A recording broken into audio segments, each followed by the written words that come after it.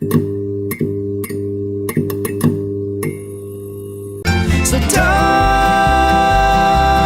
hold me high. Hey guys, it's Jason. And Crispy will grill your ass off. And today we're going to be cooking a Wagyu brisket from Ranger cattle. We're going to be using two of our seasonings. We're going to be using Gunpowder and Deuce. Bob's currently holding our Deuce, so we'll get it from him later. But right now we're going to bring you down to the counter. Picking up our Wagyu brisket that we got from Ranger cattle with our Gunpowder and Deuce steak seasoning. So we're going to go over trimming the brisket and how we're going to smoke the brisket. Can you do me a favor and cut this? And here's our brisket. So first things first, we start off with a clean countertop. Typically whenever I do a brisket, I like to have a clean hand, which is typically my knife hand, and a dirty hand. Not wearing gloves. Yes, I washed my hands. No, you didn't. So typically what I do is on your fattier side, I start trimming down this side right here. And what our goal is on our point side, the fat side of the brisket, we're looking for about a 1/4 inch fat all the way around.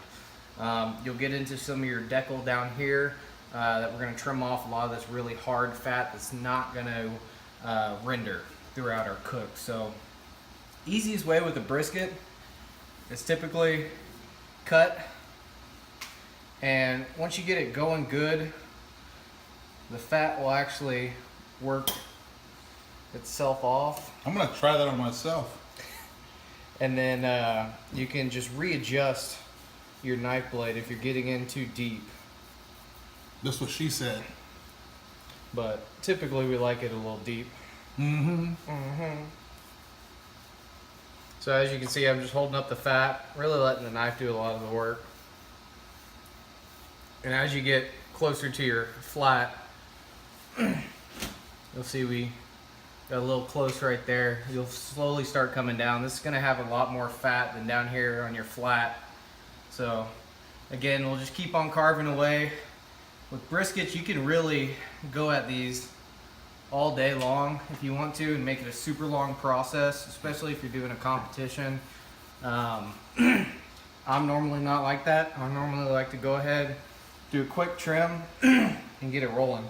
You know, I think a lot of people might judge because a lot of people like a lot of fat on their brisket. But I like to trim some off because I feel like what's going to burn is actually going to hold the flavor. So when you have too much fat, Right. it takes that away. Right. No, I'm in 100% agreement. So I like to get what I consider the necessary fat off that's really not going to render. Yep. But not go like a full competition style, because I feel at that point you're just wasting meat. But I mean, doing any kind of barbecue competitions, wasting money and meat.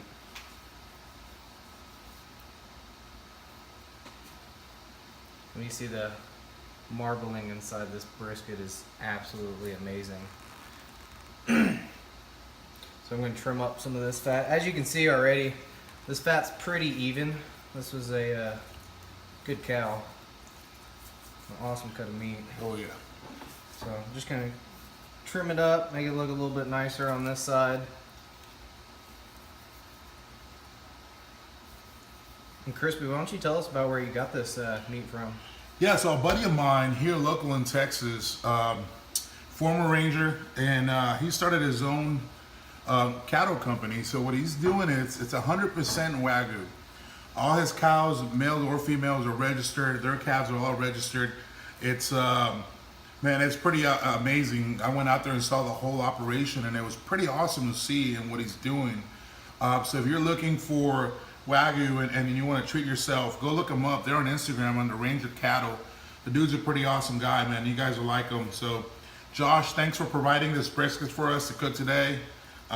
Thanks, brother. We can't wait to cook it. I can't wait to eat it. I've been dreaming about this thing since I got it. So thank you again, Josh. I'm pretty much done on our fat side. I'm just going to touch up some of this up here. Sometimes you'll get from the butcher, they did a very good job on this one. You'll see a little bit of almost like a brown grayish spot, and really what that is, whenever they go through and cut it with the bandsaw, you want to make sure you get all your blood spots out. Like there's a small blood spot right here, and once you do all that and you're at 1/4 to 1/2 inch of fat all the way across the fat side, I'll typically Thing's heavy, ain't it? Yeah. 19 pounds. Flip her over. And then we'll start going through. This is your decal right here that runs through. That's the layer of fat that runs through your point and your flat. This is going to be your flat. So we'll start coming in and trimming some of this. As you can see, this fat's super, super hard, so we're not going to render during the cook. And this fat's not even good for sausage or anything like that. So this is really the useless fat on a brisket. I got a lot of that. Didn't you start Weight Watchers? Yeah, I was just only watching it though. That brisket diet. Yeah. Watch the weight go up. I don't think I can't do no. I don't understand how people go vegan. Like, I would die if I didn't have any source of meat in my diet. I Or want at to all. just fucking take a bite out of this right now. Right? Excuse my French. Can we make like some sushi out of this? Yeah, I mean, I don't think it'd be sushi. What's the other thing called? I don't know. I don't eat that stuff. So with a lot of this, you can see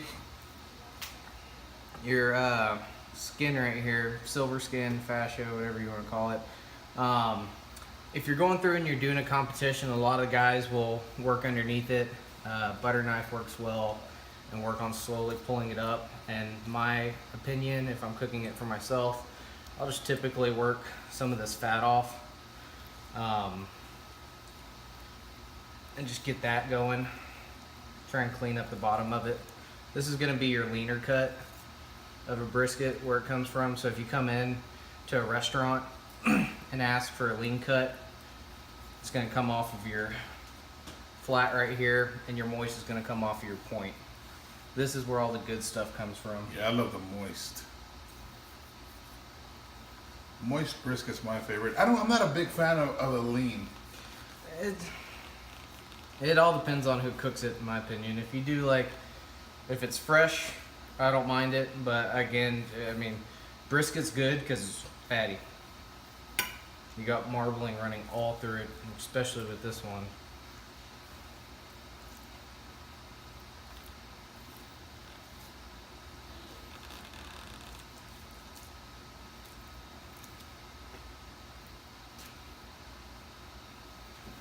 So once you get all this set up, you can see the marbling on your point. This is where your burnt ends come from. Yeah. A lot of the guys will trim it down. They won't use this. Your competition, if we were doing this for a competition, typically what we would do is, as you can see, this will curve out. This will cook a lot faster. A lot of guys will just come through right here, cut this point off, and then square it off right here. Because your competition, you're going to be using about this much of your brisket, which is really just a waste of meat. Because you're throwing all your good stuff away. So we got it trimmed up. We're going to go ahead and season it and then go ahead and throw it. Alright guys, so we're going to be using Gunpowder and Deuce on this. They very well complement each other on it. Yeah, I don't think we've done one like this before. This is actually the first time, and Yeah. I seriously can't wait. So what we're going to do is, I like to go heavier on Gunpowder. Typically do 2 to 1, so I like to mix it in a bowl so I can mix it together real well. Good job. I try. I'm here to make a mess. It's your house. You're going to clean it. Dang it. No, I'm not. Miss going- Crispy is. Thank you. All right, so we got our mixture together, and I start on the meat side because that's the side that we're going to have down Yep. on our grill. So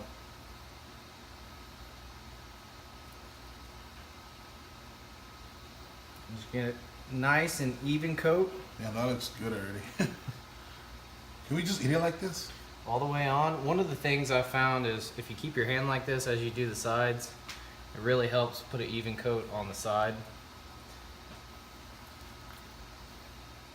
I mean, if your hands are shaped the right way.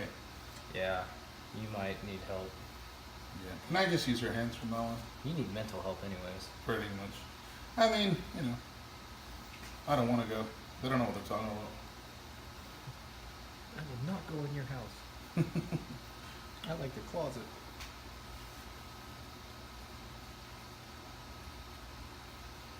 And a lot of people are curious with the gunpowder. No, it doesn't really have gunpowder in it. It's a fairly commonly asked question. And no, it's not flammable. It's FDA approved activated charcoal is what makes it black. You don't get a ton of flavor from the charcoal, you get a flavor from the spices that are inside of it. I mean, anytime I'm making a brisket or a steak or anything like that, it's gunpowder's might to go. Yeah.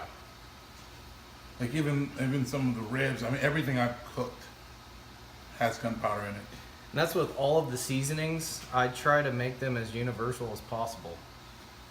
Because one, cooking should be fun and easy, so with all the seasonings, I try and make it to where it's one and done. You don't need to add anything else to it. But you can also be creative, so you can do gunpowder, which it says on the labels for steak and brisket. You do it on chicken, pork, you name it. And I know a ton of guys who do competitions with gunpowder on pork shoulder, not butt. Yeah. I think it's just how creative you want to get with it.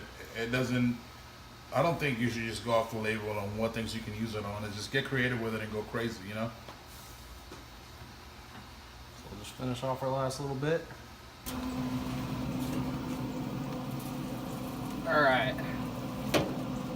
Probably should have taken that top off. All right, so on your brisket, whenever you place it on your grill, one of the things you want is you want an aerodynamic brisket. So I know this is going to be our hot side on the grill due to testing. We also have our chimney on that side. So typically on one of these, your air is going to be moving from here up and over. So it's going to be receiving the most heat on the exit. So that's why we're going to put our point in our thickest spot at. And we'll go ahead and place our temperature probe.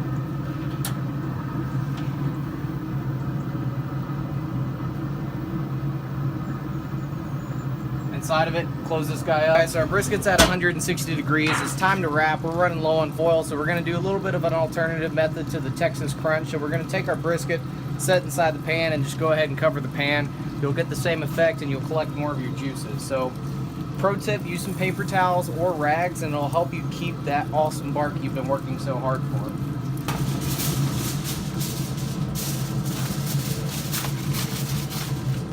All right, so we got her all wrapped up. We'll throw it back on. We'll come back and see you here once it hits 203 degrees. Brisket just hit 203. We're gonna pull it off the Traeger. We're gonna set it to the side and let it rest for a few hours. All right, guys, so we let this sit for about an hour, hour and a half. And now Jason's gonna cut it so we can see the final result. All right, so typically whenever I do a brisket, I'm gonna trim this little end off right here and kind of give her a flat, nice and square spot to start off with. So as you can see, that perfect smoke ring and our 1/4 inch to 1/2 inch layer of fat right there. So we'll just leave this little guy right here. Typically on your fat competition standards is like a number 2 pencil. So right about this width right here is what you're looking for.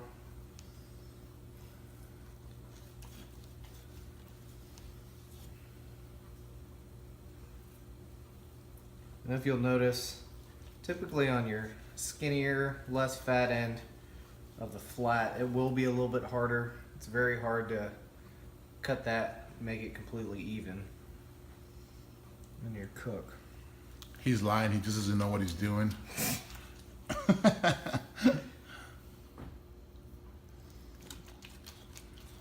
This right here is typically the area you would take for your competition. Or the part that I'm gonna eat the most. Crispy likes it right about right here. Nice and juicy. You get the last bit of the flat, a whole lot of the point. You get that beautifully rendered decal inside of there. You're just good to go. Typically, I will slice the flat this way. Obviously, it's against the grain until we start getting into this point. And then you're about to see the beauty of a brisket.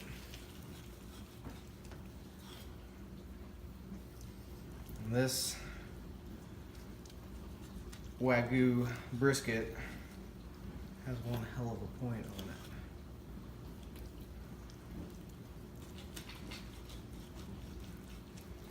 I hope I'm not the only one like thinking in my head, hurry up and let me see it, because I'm excited to see this.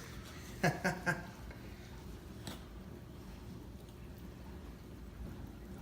at that. So we'll do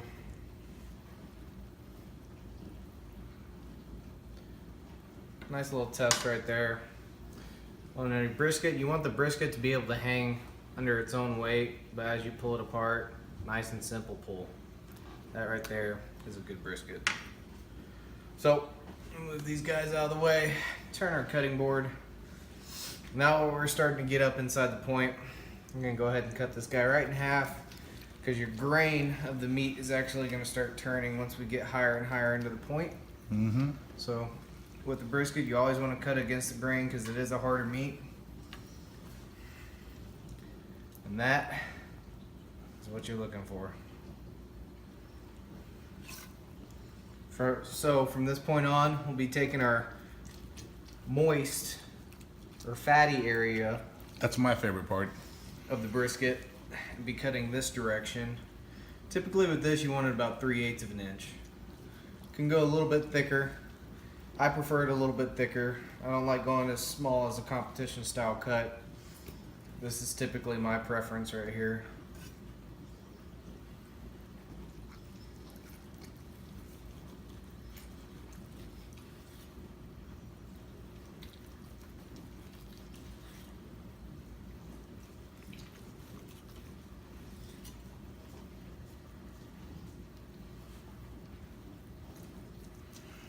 So I hope you guys liked it, like this video, and the way that we walked you through it. And I hope you guys get out there this weekend or whatever holiday it is, and get out there and cook a brisket as well with gunpowder and a little bit of what do we use? Maw Deuce. Yep. And Maw Deuce. And please tag grill your ass off if you really do. If you cook a brisket, because we would like to see it. So Yeah, we always love seeing our customers' creations. It's the driving point of why we do all this stuff. So want to see what you make and share it with everybody else. So, hope you guys enjoy the video. you can show Show them the meat. the meat. The moist. So moist. You got a squirter. Look at that. There you go. Look at that. Marbling all the way through.